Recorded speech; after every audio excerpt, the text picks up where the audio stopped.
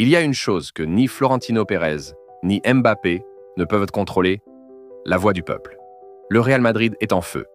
Entre les tensions internes, les blessures et les choix de Xabi Alonso, un nom revient sans cesse au cœur de toutes les discussions. Kylian Mbappé. Il était censé être le sauveur, mais aujourd'hui, beaucoup disent qu'il a brisé l'équilibre du vestiaire et menacé la hiérarchie du club. Rodrigo veut partir. Vinicius n'est plus le même. Et les supporters commencent à s'interroger. Le Real avait-il vraiment besoin de Mbappé? Aujourd'hui, on va te révéler toute la vérité que personne n'ose dire. Une vidéo sans filtre. Une enquête, une analyse, une dénonciation. Prépare-toi, ce que tu vas entendre va te choquer. Kylian Mbappé, c'est le transfert du siècle. Avant que Mbappé ne débarque à Madrid, tout semblait clair dans l'attaque mérengue. Vinicius Junior était l'âme du projet offensif, la flèche brésilienne intouchable sur le côté gauche. Rodrigo s'affirmait de plus en plus sur l'aile droite.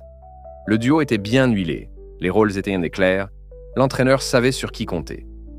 Mais dès que Mbappé a posé le pied sur la pelouse de Valdebebas, cette hiérarchie s'est effondrée.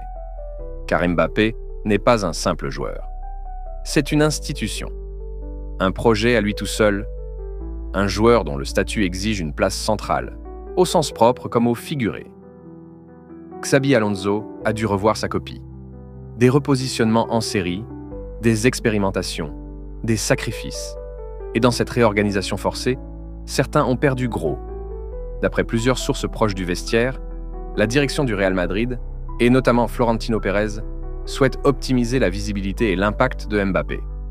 Cela signifie que l'équipe doit évoluer dans un système où il peut s'épanouir. Et pour Mbappé, ce système, c'est le 4-3-3, une attaque à 3 avec lui dans l'axe ou sur la gauche. Mais ce choix a un prix. En imposant ce système, on pousse Rodrigo dans une position inconfortable à droite, où il touche moins de ballons et pèse moins dans le jeu. Et surtout, on déplace Vinicius, qui n'a plus l'entière liberté sur son couloir gauche.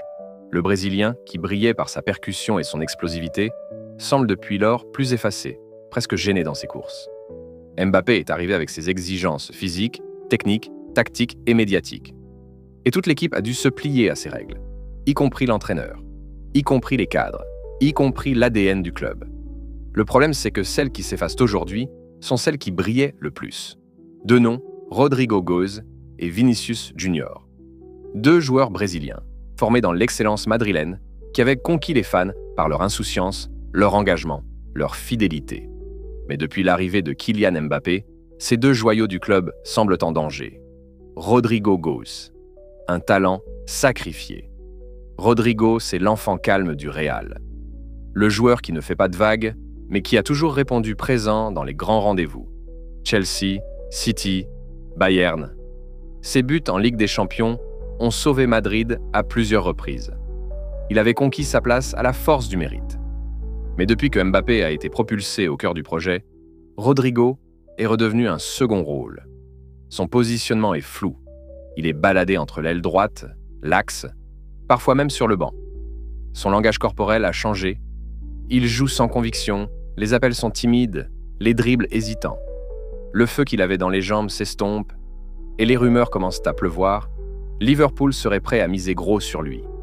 Rodrigo se sentirait oublié, négligé, un simple pion dans une stratégie qui ne lui laisse plus aucune marge. Et que dire de Vinicius Junior, l'idole du Bernabéu, le héros du Sacre de 2022, le fléau des défenseurs? Vini était le projet du Real. On construisait autour de lui. Il était l'exemple du joueur formé, patient, mûri au club. Un leader.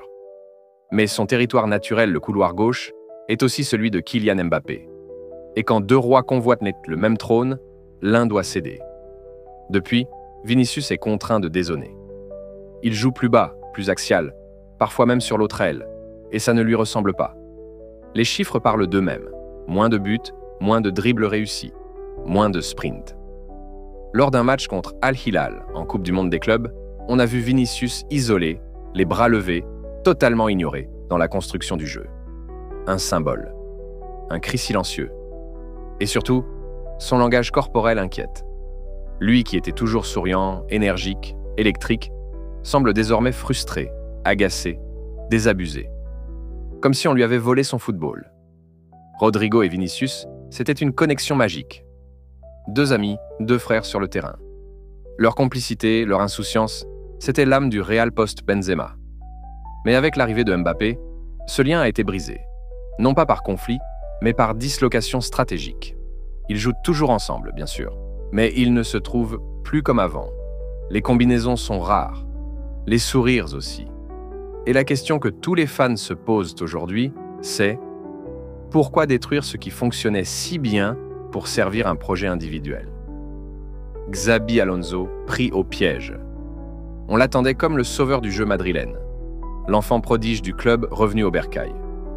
Oui, son arrivée a été acclamée par tout Madrid, mais la réalité c'est brutal, il est déjà piégé. Xabi Alonso n'est plus un entraîneur libre. Il est devenu le gestionnaire d'un projet imposé. Xabi Alonso prônait un football structuré, fluide, basé sur l'intelligence collective. Il faisait briller des joueurs anonymes. Il donnait une âme à ses équipes. C'est cette vision qu'il voulait ramener à Madrid. Mais le problème, c'est que le Real d'aujourd'hui n'a plus cette liberté de jeu. Il a des obligations marketing, des profils à faire briller, des stars à positionner, quitte à sacrifier l'équilibre collectif. Et quand Mbappé entre dans l'équation, tout tourne autour de lui. Position, système, transition, construction. Tout doit l'exalter, tout doit lui servir. Tu dois construire autour de Kylian, souffler un haut dirigeant à Xabi lors d'une réunion tactique. Autrement dit, tu n'entraînes plus l'équipe, tu gères une vitrine. Xabi Alonso est connu pour ses variations tactiques. Mais depuis l'arrivée de Mbappé, il est coincé dans un schéma qui déséquilibre son groupe. Le 4-3-3 force Vinicius à se reculer ou à s'excentrer. Rodrigo est sacrifié dans un rôle hybride, et les milieux sont coupés en deux. D'un côté, ceux qui défendent, de l'autre, ceux qui attendent que Mbappé brille. Eh bien, le résultat, c'est une équipe sans liant, qui ne contrôle plus les matchs comme avant, qui dépend d'un éclair individuel au lieu d'imposer un plan de jeu. La question fait mal, mais elle est légitime. Xabi Alonso peut oser mettre Mbappé sur le banc si l'équipe joue mieux sans lui? Non. Car le Real Madrid version 2025 est un club gouverné par l'image, non par la forme. Et cela se ressent dans ses décisions. Il hésite à changer de système. Il tarde à faire ses remplacements. Il protège certains joueurs, en sacrifie d'autres. Ce n'est pas ce Xabi Alonso qu'on voulait. Ce n'est pas ce Real Madrid qu'on aime. Mais aujourd'hui, certains commencent à se poser la question que personne n'osait poser jusqu'ici. Florentino Pérez est-il encore l'homme qu'il faut pour conduire le Real Madrid vers l'avenir? Quelles sont les priorités du club? Les coupes ou le ballon d'or de Kylian? Florentino Pérez a tout gagné. Il est une légende vivante. Mais une légende peut aussi se tromper. Le peuple madridista est divisé. Certains le soutiennent encore. D'autres réclament le retour à un Real Madrid simple, puissant, collectif, conquérant. Le vestiaire du Real Madrid a toujours été un mélange d'ego, de talent et de pression. Mais aujourd'hui, ce vestiaire est fissuré. Et tout le monde le sait. L'arrivée de Mbappé a changé l'équilibre des forces. Certains joueurs se demandent pourquoi a-t-il les coups francs? Pourquoi joue-t-il toujours, même quand il est moyen? Pourquoi nos postes sont sacrifiés pour lui? Mbappé n'a rien demandé, mais tout lui a été donné. Et cela crée une forme de rejet, même silencieux. Il est français, protégé par la direction, chouchouté par les sponsors et traité comme le roi dès son premier jour. Mais au Real Madrid, la royauté se gagne par les titres, pas par les contrats. Vinicius était l'homme du moment. Celui qui a porté le Real Madrid pendant l'après-Benzema. Il était le leader offensif, l'âme du groupe.